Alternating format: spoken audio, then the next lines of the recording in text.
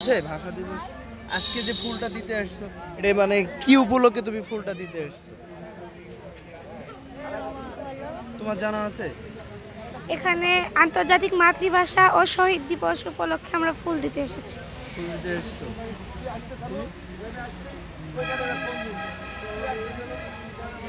আমাদের এখানে আন্তর্জাতিক মাতৃভাষা দিবস ও শহীদ দিবস উপলক্ষে আমরা ফুল দেশে এসেছি।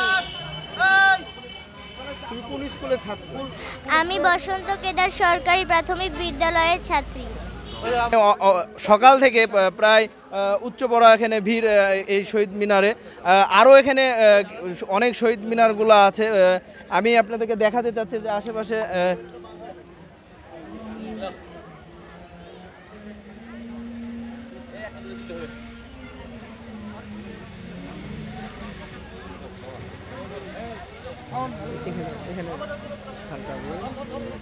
আচ্ছা, তোমার এই ভাষা দিবসের বিষয়টা তুমি একটু বলবে?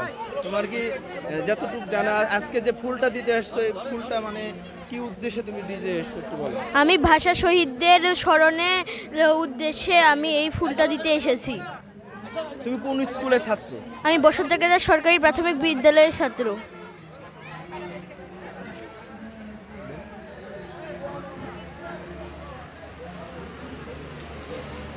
আন্তর্জাতিক মানে স্বীকৃতি দেওয়া হয়েছে ভাষার জন্য। অনেকটা যারা যুদ্ধ করেছে বা তাদের আপনি তাদের বিষয়টা নিয়ে আপনি আজকের এই 21শে ফেব্রুয়ারি মহান শহীদ দিবস, পাশাপাশি আন্তর্জাতিক মাতৃভাষা দিবস। এই মাতৃভাষা দিবসে আমি শহীদদের প্রতি শ্রদ্ধা জানাই, তাদের রুহের মাগফিরাত কামনা করি। কারণ পাকিস্তানি চাপায় দেওয়া যে সিদ্ধান্ত, এই সিদ্ধান্তটাকে তারা বাঙালি জাতি, বীরের জাতি, সেই দিন বীরের মতোই তারা সেই সিদ্ধান্ত, পাকিস্তানি সিদ্ধান্ত মেনে নেয়নি। রাজপথে আন্দোলন করে আত্মত্যাগ স্বীকার করে এই বাঙালি তাদের জাতিসত্তা এবং বাংলা ভাষাকে উদ্ধার করেছে। আজকে আমরা আন্তর্জাতিকভাবে স্বীকৃতি পেয়েছি, আমাদের সেই আন্দোলন সঠিক ছিল এবং আমাদের সেই শহীদদের রক্ত বৃথা যায়নি। আজকের এই দিনে আমি আবারও শহীদদের রুহের মাগফিরাত কামনা করি। ধন্যবাদ। আচ্ছা, তরুণদের বিষয় নিয়ে আপনি এটা মানে কি বলতে চাচ্ছেন? এখনকার যে তরুণরা তাদেরকে বিষয় নিয়ে আপনি কি বলতে চাচ্ছেন? অনেক তো এই ভাষা সম্বন্ধে সেটা বুঝেন। তরুণদেরকে আমি অনুরোধ করব, আসলে এই দিবসে আমরা যদি এর মহত্বটা না বুঝি তাহলে কিন্তু সমস্যা।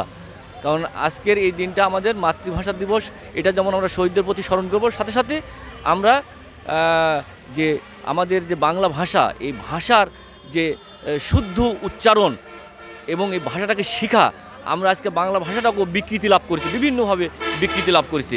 এই বিকৃতির হাত থেকে আমাদেরকে রক্ষা করতে হবে এবং নতুন প্রজন্মটাকে সেটা দেখতে হবে।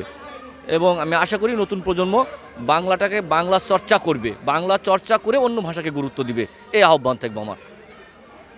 আচ্ছা, এই বিষয়টা মানে যেখানে স্কুল প্রতিষ্ঠান থেকে কলেজ থেকে শুরু করে আসলে যারা ছাত্র যারা লেখাপড়া করছে যে বাংলা ভাষা নিয়ে, বা আমি অনেক জায়গাতে আমি ঘুরে দেখেছি, কালকেও আমি ঘুরে দেখেছি যে অনেক স্টুডেন্ট যারা আছে কলেজে লেখাপড়া করে এই বাংলা ভাষা সম্বন্ধে অনেকজনই জানে না, যে আসলে তাদেরকে শেখানো উচিত, বা এটা আপনি কি? শেখানো তো অবশ্যই উচিত। আমরা যারা শিক্ষক তাদেরকে নির্দেশনা দিব, শেখাবো, তাদেরকেও শিখতে হবে।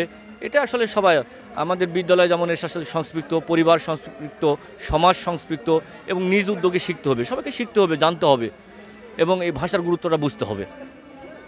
কেন্দ্র করে যে আসলে এটা নিয়ে আপনি কি বলতে চাচ্ছেন? যে আমি যতটুকু দেখলাম যে অনেকে ভাষা সম্বন্ধে জানে না, যে আসলে স্কুল প্রতিষ্ঠানগুলো, কলেজ এগুলোতে ভাষা দিবসটাকে আসলে এটা বোঝানো উচিত কিনা, বা এটার সারমর্মটা মানে বিস্তারিতভাবে এটা আলোচনা করা উচিত কিনা, সেটা আপনি কি মনে করেন? ভাষা আন্দোলন বা ধন্যবাদ তোমাকে। ভাষা আন্দোলন বা এ বিষয়ে যে বোঝানো উচিত, শুধু ভাষা আন্দোলন না, ভাষা আন্দোলন বা আমাদের স্বাধীনতা আন্দোলন, স্বাধীনতা জয় বা সব কিছু নিয়ে তাদেরকে বোঝানো উচিত, আমরা বোঝাইও।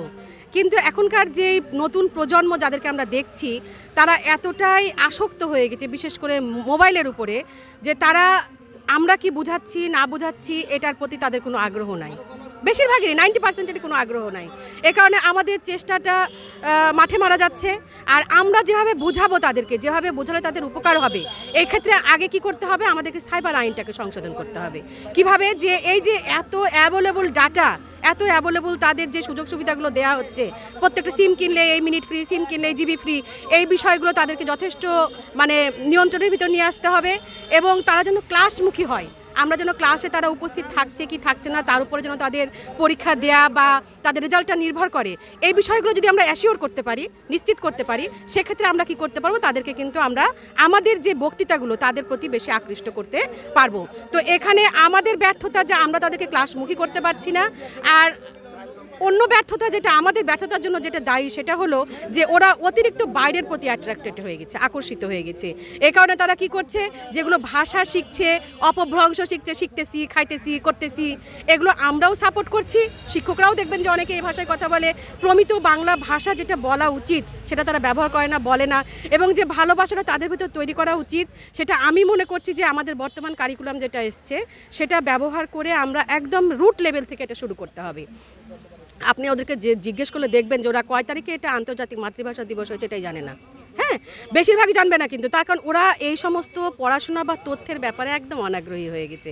সেক্ষেত্রে আমাদের উচিত, আমাদের বিশেষ করে নেট ব্যবহারটাকে নিয়ন্ত্রণ করতে হবে, যেন ওই টাইপের আগ্রহটা তাদের কম হয়, ভাষার প্রতি আগ্রহটা আসে, তাহলে আমরা সাকসেসফুল আচ্ছা, হব। বিষয়টা হলো এটার দায়িত্ব আসলে যারা স্টুডেন্ট, যারা লেখাপড়া করছে, আসলে এই মেসেজটা বা এই পড়ারও দায়িত্ব বা এই ভাষা সম্বন্ধে দায়িত্ব একটা স্কুলে যে স্যার বা শিক্ষক যারা আছে, এটা তো তাদের দায়িত্ব। তারা যদি এটা ভালোভাবে বুঝিয়ে দিতে পারে, তা আসলে আপনি এদিক দিয়ে আপনি কি মনে করেন যে আসলে কিভাবে আপনি যদি তুমি যদি আমাদের স্কুলে যাও বা বিভিন্ন শিক্ষা প্রতিষ্ঠান, শুধু আমার স্কুল বলছি না, দেখবে যে সেখানে প্রত্যেকটা স্কুলে কিন্তু বিভিন্ন রকমের লিফলেট আছে, হ্যাঁ, লেখা আছে, দেয়াল লেখা আছে, পোস্টার আছে, তাদেরকে বিভিন্ন দিবসগুলো সম্পর্কে আর যে আমরা কত সুন্দর করে বুঝাই, শুধু ভাষণের মতো করে না, গল্পের আকারে।